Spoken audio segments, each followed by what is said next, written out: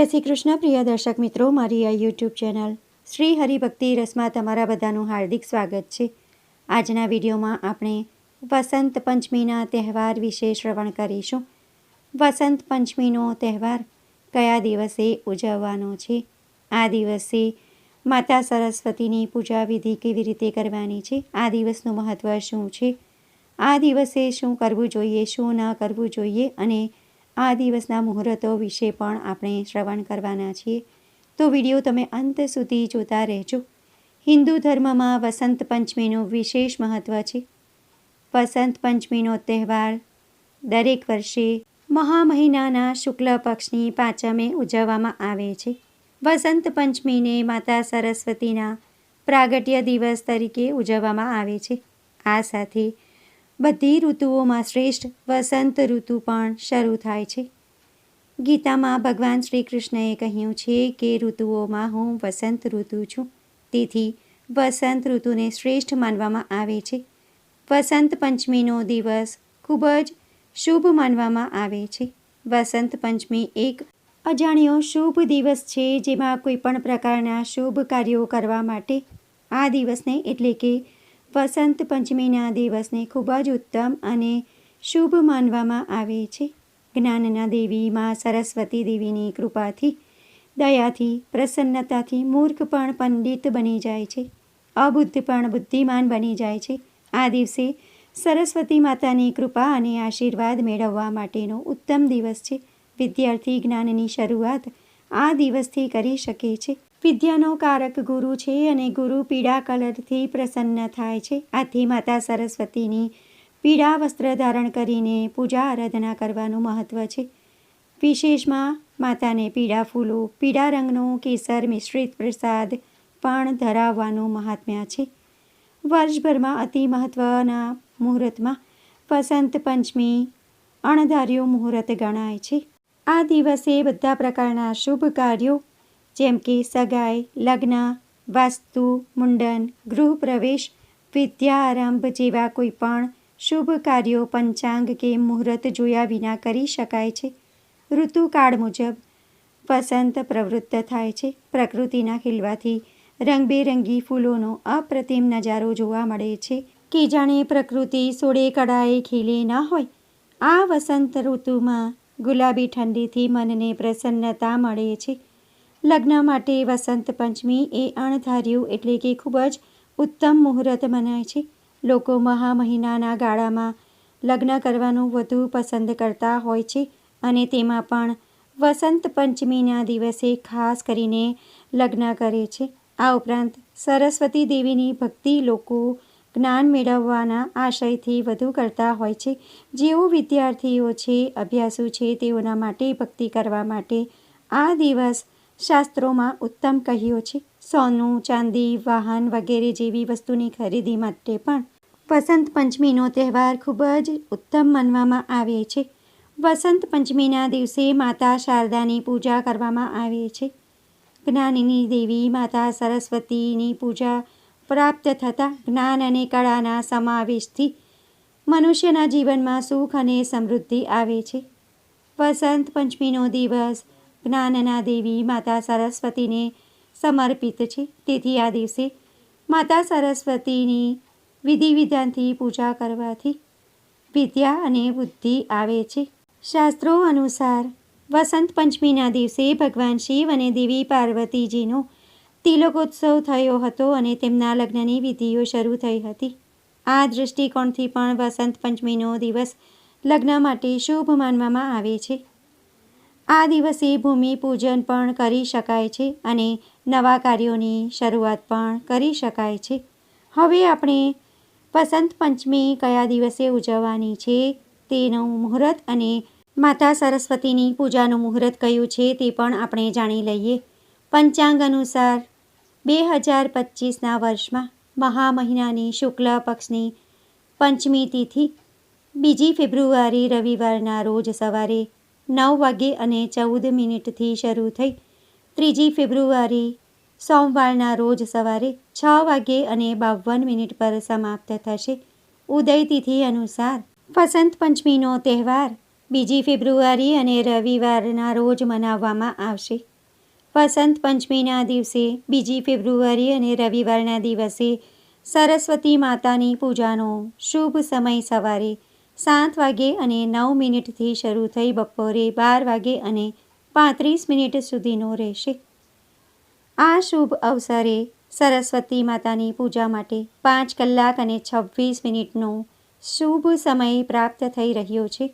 આ દિવસે માતા સરસ્વતીની પૂરી શ્રદ્ધા ભક્તિથી અને વિધિ વિધાનથી પૂજા કરવાની. આ દિવસે બાળકો માટે તેમના શિક્ષણની શરૂઆત કરવા માટે વસંત પંચમીનો દિવસ શ્રેષ્ઠ માનવામાં આવે છે. શુભ મુહૂર્ત પણ બની રહ્યા છે. વસંત પંચમીના દિવસે શિવયોગ, સિદ્ધયોગ અને સાધ્ય યોગનું નિર્માણ થઈ રહ્યું છે, જે ઘણી રાશિઓના વ્યક્તિઓ માટે ખૂબ જ શુભ માનવામાં આવે છે. હવે આપણે માતા સરસ્વતીની પૂજા કેવી રીતે કરવાની તેના વિશે શ્રવણ કરીશું. વ્રત કરનાર વ્યક્તિએ અથવા તો જે લોકો વ્રત નથી કરતા તે લોકોએ પણ ખાસ સરસ્વતી માતાની પૂજા કરવી જોઈએ. ખાસ કરીને જે વિદ્યાર્થીઓ છે તે લોકોએ પણ દેવી સરસ્વતીની પૂજા ખાસ કરવી જોઈએ. બ્રહ્મ મુહૂર્તમાં ઉઠી સ્નાનાદિ કાર્ય પતાવ્યા બાદ સૂર્યદેવને અર્ઘ્ય આપવું. ત્યારબાદ તમારા ઘરને પવિત્ર કરવું, સાફ સફાઈ કરવી તથા પૂજા ઘરને પણ સાફ સફાઈ કરવી અને આખા ઘરમાં ગંગાજળનો છંટકાવ કરવો. ત્યારબાદ દેવી સરસ્વતીની મૂર્તિને એક બાજોઠ પર લાલ કપડું મૂકીને તેના પર માતાજીની મૂર્તિની સ્થાપના કરવાની. સાથે ભગવાન શ્રી ગણેશની મૂર્તિની પણ સ્થાપના કરવાની. ભગવાન શ્રી ગણેશ પ્રથમ પૂજ્ય દેવતા છે, તેથી પ્રથમ ગણેશજીની પૂજા કરવાની. ત્યારબાદ માતા સરસ્વતી દેવીની પણ પૂજા કરવાની. પૂજા કરતાં પહેલાં સફેદ અથવા પીળા રંગના વસ્ત્રો પહેરવા, કેમ કે માતા સરસ્વતીને સફેદ અને પીળો રંગ ખૂબ જ પ્રિય છે. ભગવાન શ્રી ગણેશ તથા માતા સરસ્વતી દેવીને સૌપ્રથમ પંચામૃતથી સ્નાન કરાવવું, ત્યારબાદ શુદ્ધ જળથી સ્નાન કરાવવું. ત્યારબાદ તેમને વસ્ત્રો અર્પણ કરવા. માતા સરસ્વતીને પીળા અથવા સફેદ રંગના વસ્ત્રો અર્પણ કરવા. ભગવાન શ્રી ગણેશને લાલ રંગના વસ્ત્રો અર્પણ કરવા. ભગવાન શ્રી ગણેશને ચંદનનું તિલક કરવું અને માતા સરસ્વતીને કંકુનું તિલક કરવું. ત્યારબાદ અક્ષત, અબીલ, ગુલાલ, સિંદૂર અને ફૂલ અર્પણ કરવા. ભગવાન શ્રી ગણેશને લાલ રંગનું ફૂલ અર્પણ કરવું તથા માતા સરસ્વતીને પીળું અથવા સફેદ ફૂલ અર્પણ કરવું. અષ્ટગંધથી પૂજા કરવી. ત્યારબાદ ધૂપ કરી દીવો પ્રગટાવવો, વ્રતનો સંકલ્પ લેવો અને ત્યારબાદ ભગવાન શ્રી ગણેશની તથા માતા સરસ્વતીની આરતી કરવી. ભોગમાં તમારે પીળા રંગની વસ્તુ અર્પણ કરવી. બુંદીના લાડુ, પીળા રંગની કોઈ પણ મીઠાઈ, પીળા ફળો જેમ કે કેળા, નાળિયેર વગેરે પ્રસાદી ધરાવવી. કેસર નાખીને પીળા રંગની ખીર પણ તમે અર્પણ કરી શકો છો. ત્યારબાદ થાળ ગાવાનો અને પૂજા કરતી વખતે તમારે મંત્રોનો જાપ કરવાનો.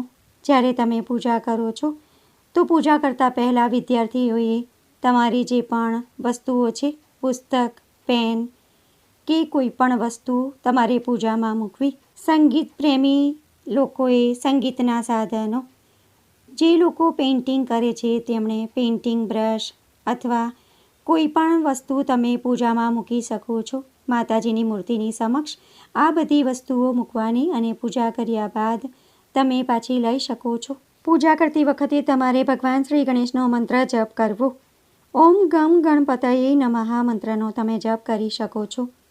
ત્યારબાદ માતા સરસ્વતીની પૂજા કરતી વખતે પણ તમારે મંત્રોનો જાપ કરવો. માતા સરસ્વતીના મંત્રો આ પ્રમાણે છે. ઓમ એમ સરસ્વતયે એમ નમઃ.